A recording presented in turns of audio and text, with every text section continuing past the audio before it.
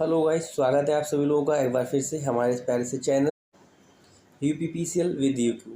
सो guys, जैसा कि आप लोग देख रहे हो, आज हम लोग अपने बेसिक्स ऑफ अकाउंटिंग टर्म्स के लगभग लास्ट पार्ट को कवर कर रहे हैं। इसके बाद ये चैप्टर कवर हो जाएगा। ठीक है, इसमें हम लोगों ने इसमें और प्रीवियस सारी क्लासेस में जो भी हम लोगों ने की हैं उसमें ऑलमोस्ट अकाउंटिंग के सारे बेसिक्स को कवर करने की कोशिश की है। आज की इसकी ये क्लास भी बेसिक होने वाली है। जिन लोगों को लगता है उनको ये चीज़ें आती हैं तो आप स्किप कर सकते हो क्लास को। ठीक है, बट मैं अपनी क्लास के हर एक बच्चे को जो भी निचले पायदान पर है उसको भी टारगेट करके चल रहा हूँ, तो इसलिए मैं सारे जो है बेसिक लेवल से लेकर चल रहा हूँ। ठीक है, आज की इस क्लास का लेवल भी बेसिक रहेगा। हाँ, उम्मीद करता हूँ आप लोग कॉपी पेन लेकर बैठे होंगे और मेरे द्वारा क्लास में जो भी चीज़ें बताई जाएंगी आप उनको नोट डाउन करते चलेंगे। ठीक है, आप सबटाइटल्स ऑन कर लो। ठीक है, और वहाँ से भी आप चीज़ों को प्रॉपरली समझ सकते हो। ठीक है, अदरवाइज सुन के समझ लो तो बेटर है। चलिए जल्दी से शुरू करते हैं। आज का हमारे पास टॉपिक है ट्रेड रिसीवेबल। ठीक है, इंग्लिश वाले बच्चों के लिए पहले मैं इंग्लिश में बोल दूंगा, आप सबटाइटल ऑन करके लिख सकते हो। बाकी हिंदी वाले बच्चों के लिए मैं प्रॉपर समझाऊंगा ही। चलिए, तो ट्रेड रिसीवेबल क्या होते हैं कह रहा है इंग्लिश में, पहले मैं बताऊं। Trade receivable refers to the amount receivable on the account of sale of goods और services rendered by the company in the normal course of business. ठीक है, देखिए, किसी कंपनी ने अपने बिजनेस एक्टिविटीज़ के दौरान जो भी माल बेचा है, ठीक है, तो उस माल को बेचने के बदले में जो भी अमाउंट हमें रिसीव होने वाली है, ठीक है, जो भी अमाउंट रिसीव होने वाली है उसको हम लोग बोलते हैं ट्रेड रिसीवेबल। अब यहाँ से इम्पॉर्टेंट बात एक निकल कर ये आती है कि trade receivable is equal to bills receivable यानी कि BR प्लस डेप्टर। ये इंपॉर्टेंट बात है, बहुत से बच्चों को नहीं पता होती है, तो इसको नोट डाउन कर लेना कि ट्रेड, इसका मतलब ये होगा कि ट्रेड रिसीवेबल में जो है में दो चीज़ें शामिल होती हैं, एक तो बिल्स रिसीवेबल और प्लस का डेप्टर्स। ठीक है, ठीक है, उम्मीद है आप लोगों को ये क्लियर होगा। ठीक है, बिल्स फिर से रिपीट करूँ, trade receivable equal to bills receivable plus debtors. ठीक है, डेप्टर्स क्या होते हैं उम्मीद है सबको पता होगा, वो लोग जिनसे हम लोगों ने जिन्हें हम लोगों ने उधार माल बेचा है। ठीक है, यानी कि जिनसे आने वाले टाइम में हमें कैश मिलेगा, वो डेप्टर्स होते हैं। बिल्स रिसीवेबल क्या होते हैं? ठीक है, ऐसे लोग जिनको हमने उधार माल बेचा है और वो बदले में हमें पैसा नहीं देंगे। उन्होंने क्या किया, हमसे माल लिया और बदले में हमें एक बिल लिख कर दे दिया। ठीक है, यानी कि बिल एक्सेप्ट करके दे दिया कि भैया ठीक है, हम गारंटी देते हैं कि इतना पैसा आपका हम पर है और हम आने वाले टाइम में ये पैसा आपको लौटाएंगे। अब मैं बिल के कॉन्सेप्ट में ज़्यादा नहीं जाऊँगा, उम्मीद है आप लोगों को पता है। ठीक है, जिन बच्चों को नहीं पता है तो आगे आने वाली क्लासेस में बिल्स ऑफ एक्सचेंज का एक पूरा चैप्टर है जो मैं बताऊँगा। ठीक है, चलिए अब जल्दी से आगे बढ़ते हैं। ट्रेड पेबल, इसी का अभी हमने पढ़ा ट्रेड रिसीवेबल, अब है ट्रेड पेबल। तो ट्रेड पेबल क्या है? यानी कि वो अमाउंट जो हमें दूसरों को लौटानी है। ठीक है, इंग्लिश में पढ़ दूँ तो trade payable is the amount payable on account of good purchased और services taken in the normal course of business. यानी कि हमने अपने बिजनेस के दौरान जो भी माल खरीदा है, ठीक है, जो माल खरीदा है या जो सर्विसेज ली हैं, उनके बदले में हमें जो पैसा देना है बाहर वाले लोगों को, या जो पैसा किसी भी इंसान को देना है हमारे बिजनेस से जुड़े हुए, तो वो क्या हो जाएगा? Trade payable. ठीक है, कौन सा पैसा? जो हमने उधार माल खरीदा है या किसी इंसान की कोई सर्विस ली है अपने बिजनेस एक्टिविटी के दौरान, तो उसके बदले में हमें जो पैसा देना है वो कहलाता है हमारा ट्रेड पेबल। तो ट्रेड पेबल भी दो चीज़ों को इंक्लूड करता है। Trade payable equal to trade bills payable plus का क्रेडिटर्स। ठीक है, trade receivable equal to bills payable plus creditors. उम्मीद है आप लोगों को क्रेडिटर्स और बिल्स पेबल पता होंगे। ठीक है, चलिए अब आगे बढ़ते हैं जल्दी से। अगला है हमारा बाउचर। तो बाउचर क्या है? बाउचर का शुद्ध भाषा में बता दूं, बाउचर क्या एक तरह के बिल होते हैं, ठीक है, जो हमें हमारे पेमेंट को अथराइज करते हैं। ठीक, सपोज करिए हमने जो है हम अपने बिजनेस में किसी से हमने पैसा माल वगैरह बेचा है, तो उसको हम जो बिल वगैरह इशू करेंगे शुद्ध भाषा में उसी को बाउचर बोल सकते हैं। बाउचर की बिहाफ पर ही हमारी बुकों में एंट्रियाँ रिकॉर्ड की जाती हैं, यानी कि हमारे जर्नल में जो भी एंट्रियाँ रिकॉर्ड की जाती हैं, ठीक है, उसको हम कहाँ से रिकॉर्ड करते हैं? बाउचर की हेल्प से। ठीक है, यानी कि दिन भर में जो भी हम माल बेचते हैं उसके बाउचर से वाउचर को कलेक्ट करके शाम को उन्हीं वाउचर से हम जर्नल में एंट्रियाँ कर लेते हैं। ठीक है, और जर्नल जो होती है हमारे अकाउंट्स की फर्स्ट बुक होती है, हम लोग को पता है। ठीक है, journal is the primary book of accounting. ठीक है, हम लोग ही जानते हैं। चलिए अब अगला है डिस्काउंट। ठीक है, देखिए डिस्काउंट क्या है सबको पता है यार। ठीक है, माल खरीदते हैं बेचते समय, ठीक है, हमें जो भी कह सकते हैं छूट वगैरह मिलती है या छूट हम देते हैं कस्टमर को, उसको हम डिस्काउंट बोलते हैं। अब डिस्काउंट मेनली देखिए दो तरीके का होता है। ठीक है, डिस्काउंट दो तरीके का होता है, एक होता है ट्रेड डिस्काउंट, दूसरा होता है कैश डिस्काउंट। इन दोनों के बीच का डिफरेंस बहुत इंपॉर्टेंट है, बच्चों को ये नहीं पता होता है, अक्सर गलतियां करते हैं। पहले हम लोग बात करते हैं ट्रेड डिस्काउंट, इनके व्यापारिक छूट। व्यापारिक छूट क्या है?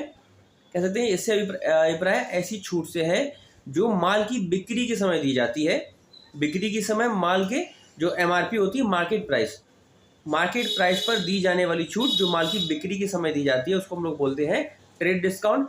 और इसकी बुक्स में कोई भी एंट्री नहीं की जाती है, ठीक है। ऐसे सीधा सीधा हम क्या करते हैं, सपोज करिए हमारी 100 रुपये की कोई चीज़ है और उस पर 10 रुपये का ट्रेड डिस्काउंट है, तो हम क्या करेंगे, सीधा सीधा पुस्तकों में दिखाएंगे कि 90 रुपये का हमने माल बेचा, यानी कि 10 रुपये से कोई मतलब ही नहीं, उसकी कोई एंट्री नहीं होगी, ठीक है। ये हो गया ट्रेड डिस्काउंट।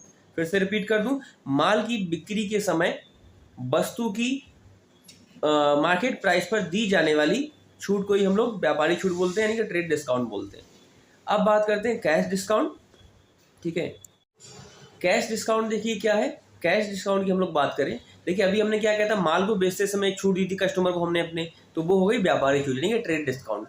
अब क्या हो गया भाई, वो ग्राहक हमसे उधार मान ले गया है, आने वाले समय में महीने 2 महीने 4 महीने में पैसा देने वाला था, लेकिन क्या हुआ, ग्राहक थोड़ा सा हमारा निकला नालायक, कमीना निकला, वो पैसा नहीं दे रहा है, ठीक है। और भाई बिजनेस को चलाने के लिए पैसा हमें चाहिए, हम तो चाहते हैं जल्द से जितना ज़्यादा पैसा सर्कुलेट होता है बिजनेस में उतना ज़्यादा इनकम होती है बिजनेसमैन की, ठीक है। अगर पैसा फंस जाएगा तो इनकम रुक जाएगी, तो बिजनेसमैन क्या चाहता है, जल्द से जल्द पैसा निकल आए। अब पैसा निकालने के लिए क्या करेगा, सपोज करिए आपको उसने 1000 रुपये का माल बेचा, आप पैसा नहीं दे रहा, वो बोलेगा भैया अगर 3 दिन के अंदर पेमेंट कर देते हो तो एक काम करते हैं, हम तो 5% की छूट दे देंगे, ठीक है।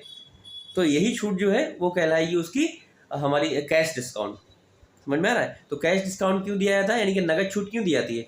नगद छूट जो है शीघ्र भुगतान प्राप्त करने के लिए दी जाती है, और अगर इसको शुद्ध भाषा में डिफाइन करूं तो ऐसे बोल सकते हैं, भुगतान प्राप्ति के समय दी जाने वाली छूट नगद छूट कहलाती है, यानी कि कैश डिस्काउंट कहलाती है। इसका उद्देश्य शीघ्र भुगतान प्राप्त करना होता है, ठीक है। उम्मीद है आप लोगों का इतना क्लियर हुआ होगा। तो व्यापारी छूट क्या है, जो माल की बिक्री के समय दी जाएगी, और नगद छूट क्या है, यानी कैश डिस्काउंट क्या है, जो कि भुगतान की प्राप्ति के समय दी जाएगी, ठीक है। अब देखिए गाइस, एक और छूट होती है जिसको हम बोलते हैं रिबेट। रिबेट भी एक तरह की छूट होती है जो बिके गए माल की कीमत पर दी जाती है, ठीक है, यानी कि माल के बिकने के बाद दी जाती है। इसको शुद्ध भाषा में, पहले बुक की भाषा में डिफाइन करूँ मैं तो ऐसे बोलूँगा कि it is a reduction in the value of goods sold allowed by the seller after the goods have been sold, ठीक है।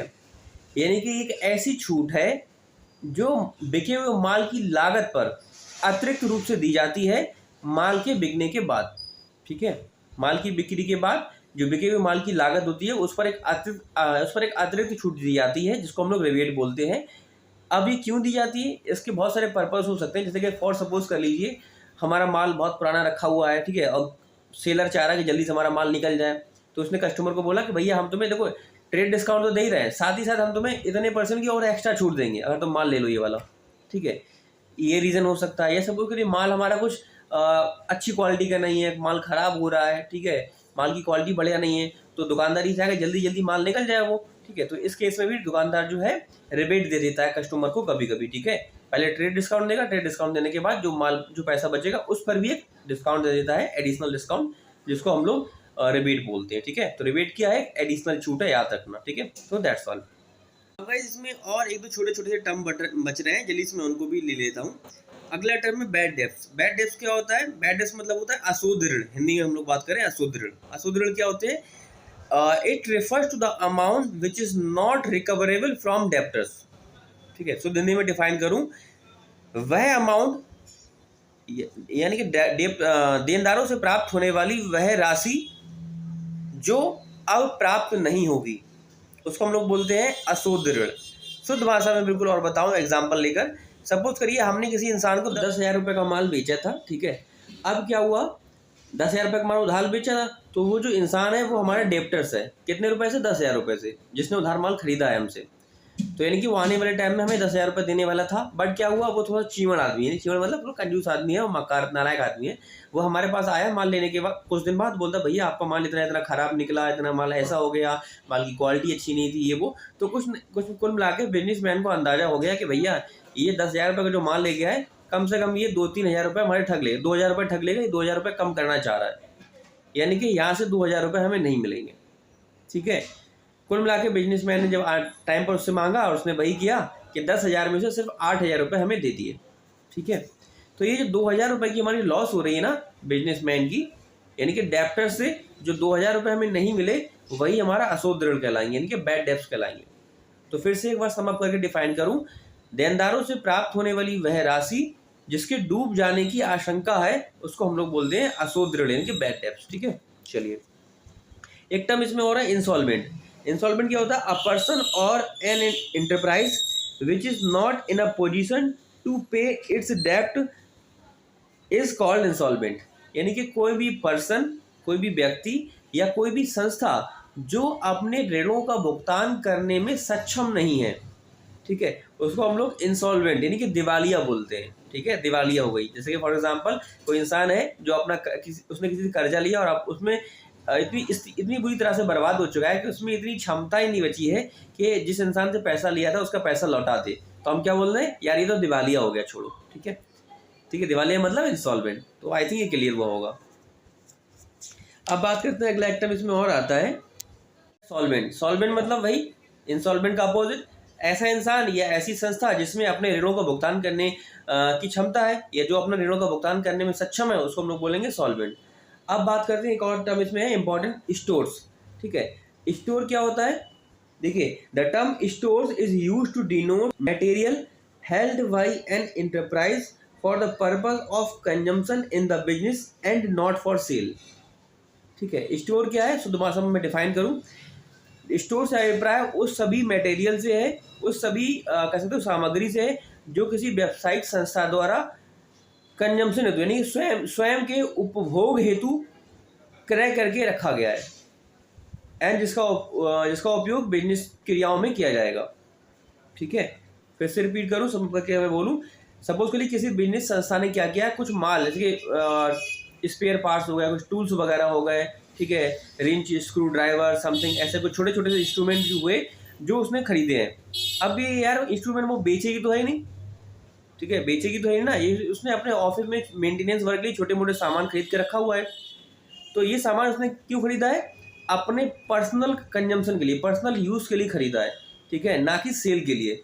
तो ऐसे सभी मटेरियल को जो किसी बिजनेस संस्था ने अपने पर्सनल उपभोग के लिए खरीदा हो और जिसका उद्देश्य बिक्री करना ना हो, तो उसको हम लोग स्टोर्स बोलते हैं। ठीक है, अब एक इसमें टर्म आता है टर्नओवर। तो टर्नओवर क्या है? ड्यूरिंग द ईयर एक बिजनेस संस्था की जितनी भी सेल होती है, ठीक है, उसको हम लोग बोलते हैं टर्नओवर। ठीक है, turnover of the this company. ठीक है, ऐसे करके बोल देंगे इस कंपनी का टर्नओवर कितना है, इतने करोड़ का है। इसका मतलब क्या हुआ? ये कंपनी साल भर में इतने करोड़ का माल बेच लेती है। एक टर्म इसमें और था लाइव स्टॉक। लाइव स्टॉक का मतलब क्या है? किसी बिजनेस संस्था के पास जितने भी लाइव स्टॉक, हॉर्स, एलिफेंट वगैरह जितने भी हैं, वो हो जाएगा लाइव स्टॉक। मतलब लाइव स्टॉक में क्या हो जाएगा? जितने भी जानवर वगैरह होते हैं, मतलब कुछ संस्थाएं ऐसी होती हैं जो अपने यहाँ कुछ जानवर, जैसे सपोज करिए किसी का बिजनेस है घोड़सवारी कराने का, तो अपने यहाँ हॉर्स वगैरह खरीदेगा। ठीक है, किसी का बिजनेस है सपोज करिए छोटा सा सफारी टाइप, चिड़ियाघर टाइप बना रखा है, तो उसके बाद जो भी जानवर वगैरह है क्या है, सब लाइव स्टॉक है, उसकी संपत्तियाँ हैं। लाइव स्टॉक क्या होता है? एक तरह की संपत्ति होती है। तो इसमें मेनली जानवर वगैरह रखे जाते हैं, ठीक है, हॉर्स हुआ, कैट हुआ, डॉग हुआ, एलिफेंट हुआ। अगर किसी संस्था के पास जितने भी जानवर वगैरह हैं, ये सब उसकी लाइव स्टॉक है, मतलब संपत्ति है। एक टर्म इसमें लास्ट टर्म और आ रहा है इन्वेस्टमेंट। इसके साथ ही चैप्टर खत्म हो रहा है। ठीक है, तो इन्वेस्टमेंट क्या होता है? It refers to the deployment of additional funds of a company in the shares और डिवेंचर्स ऑफ अदर कंपनी। ठीक है, कुल मिला के हम कह सकते हैं किसी संस्था द्वारा अपने अतिरिक्त साधनों को, मतलब रुपए को, अपने अतिरिक्त साधनों को अधिक धन अर्जित करने हेतु या लाभ कमाने के उद्देश्य से किसी अन्य संस्था या कंपनी के अंशों या ऋण पत्रों आदि में निवेश करने की प्रक्रिया को ही हम लोग क्या बोलते हैं? विनियोग बोलते हैं। ठीक है, तो विनियोग क्या है, यानी कि इन्वेस्टमेंट क्या है? इन्वेस्टमेंट को हिंदी में विनियोग बोलते हैं, यहाँ तक ना।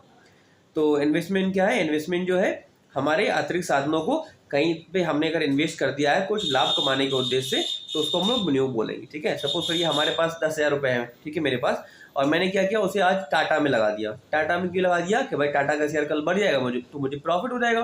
ठीक है, सपोज करिए मेरे 10 के 11,000 हो जाएंगे अगर कल शेयर बढ़ गया। तो ये क्या है? मैंने क्या किया है? मैंने 10,000 रुपये इन्वेस्ट किए हैं। क्यों? 1,000 रुपये का प्रॉफिट कमाने के उद्देश्य से। ठीक है, प्रॉफिट कितना भी हो सकता है, उससे कोई फिक्स नहीं है। ओके, तो that's all for the guys. I hope आप लोगों ने पूरा चैप्टर अच्छे से एंजॉय किया होगा, सीखा होगा बहुत वजह से। इसी के साथ आपका बेसिक ऑफ अकाउंटिंग तब खत्म होता है। ठीक है, चलिए, thanks to all of you, bye bye.